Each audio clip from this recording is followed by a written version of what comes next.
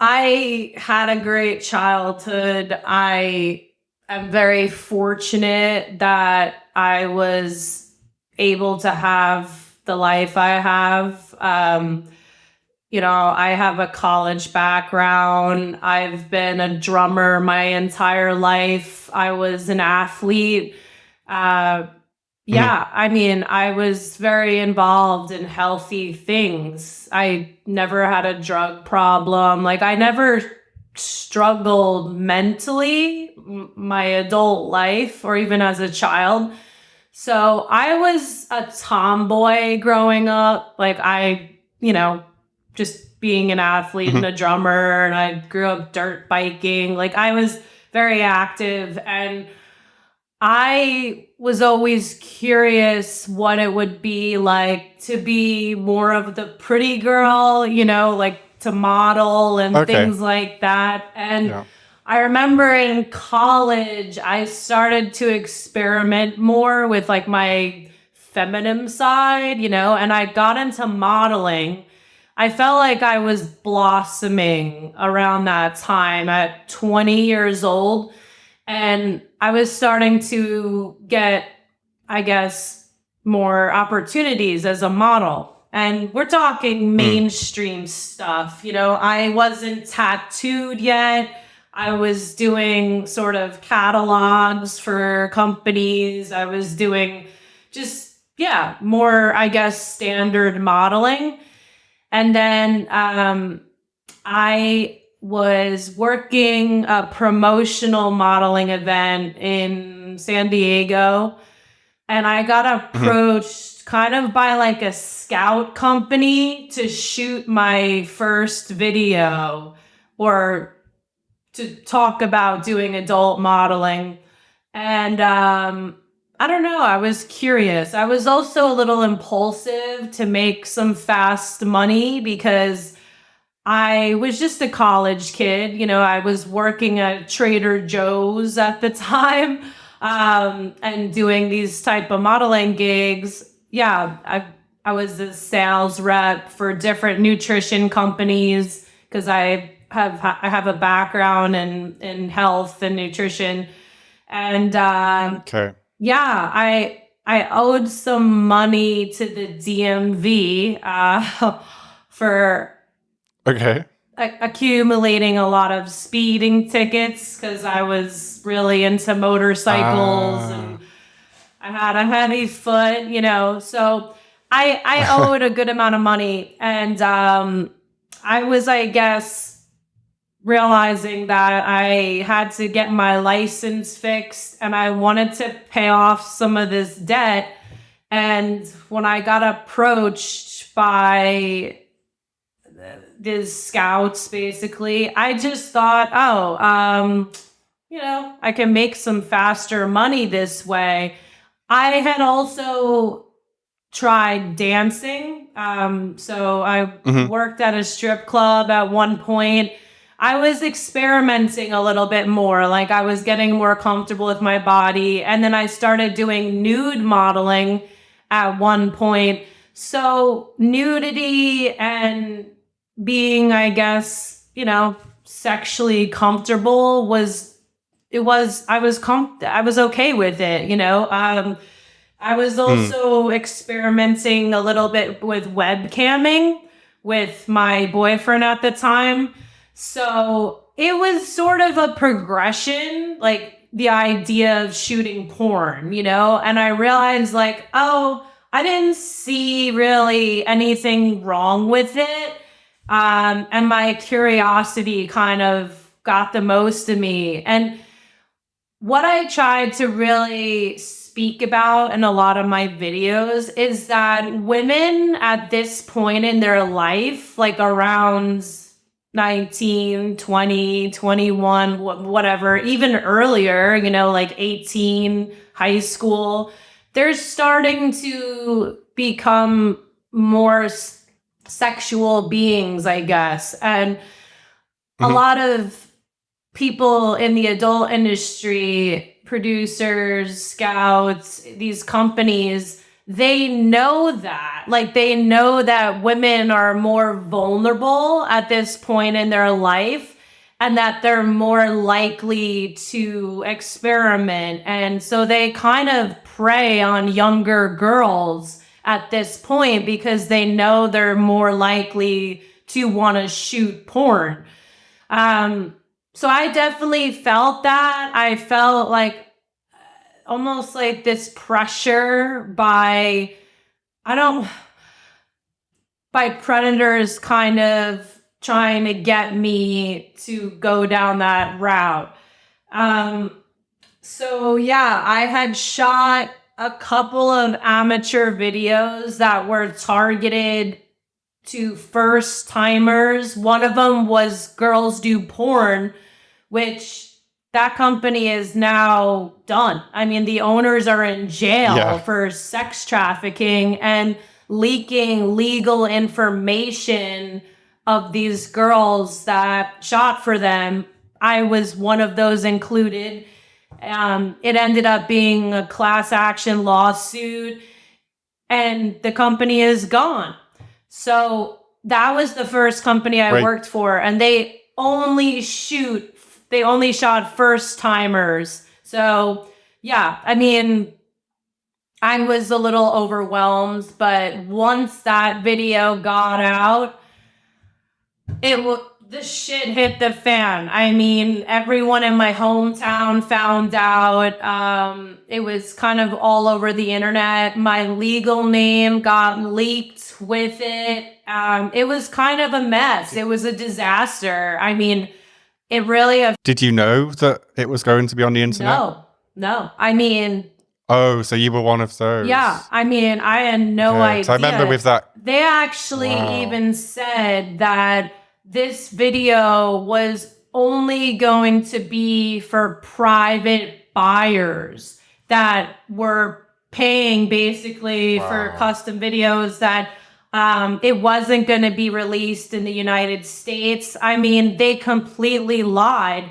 And I think that's part of the reason why I did shoot that first video, because I thought, I mean, people aren't going to find out. I didn't realize like the real damage that it might cost to my life.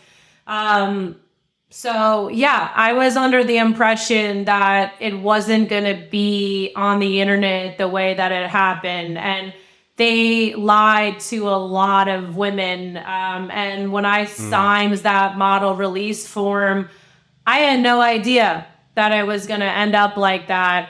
And, you know, they were very suave the way they communicated. I mean, they paid for my testing. They paid for my flight to go to San Diego. They treated me well, like for the most part. They were very sweet to me. I got picked up at the airport. I was staying in like a 5-star hotel. They made it, I guess, a positive experience. And,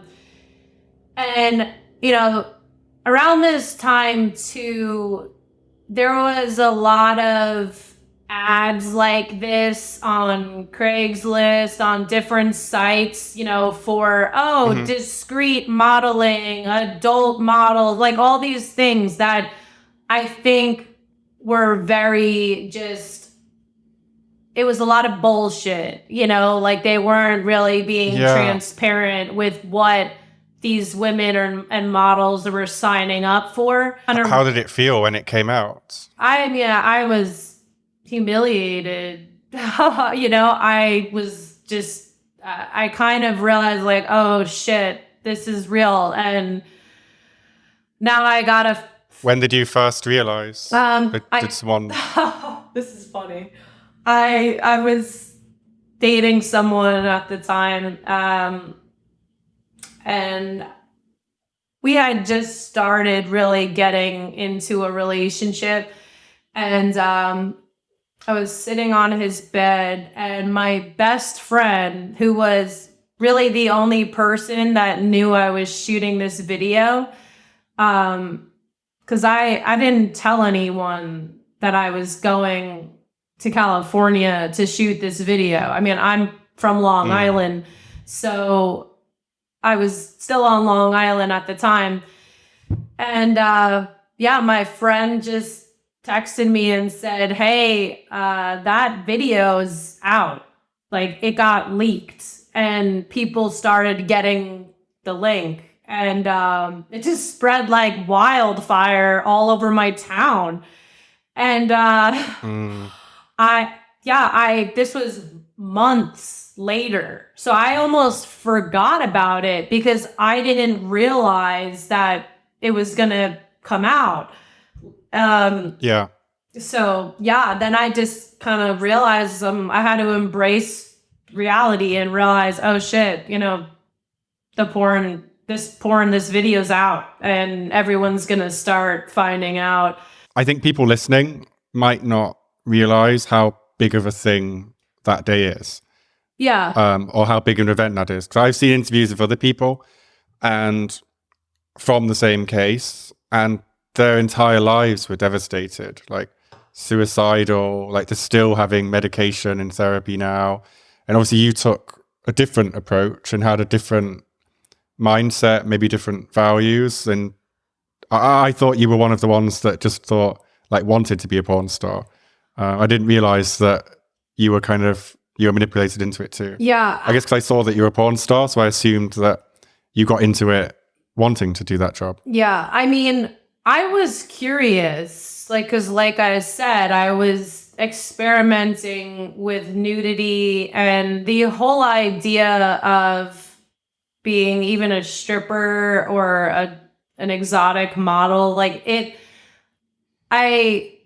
didn't think there was anything really wrong with it, but I wasn't sure about shooting mainstream porn. I was curious, but also on the fence, because once you go that route, you're kind of pigeonholed. It's going to be a part of your identity. And that's why shooting with Girls Do Porn, the way they manipulated the models, making it seem that this was going to be for private buyers overseas, that it wasn't going to be aired on the internet. I had nothing to worry about. It was kind of like a way for me to test the waters if me having sex on camera would be something that I really wanted to do, and around this time, I was trying to figure out what I wanted to do. I loved being in school and studying health, and I was really into art. I was playing drums. I was thinking long term about, what was going to make me money, what type of career I should get into. And yeah, I mean, like I said too, I had some debt that I had to pay off, and I'm kind of an impulsive person sometimes. So, and I love experiencing different things. So yeah, my curiosity did get the best of me, but I just didn't realize how extreme it was going to be with dealing with the reactions of everyone.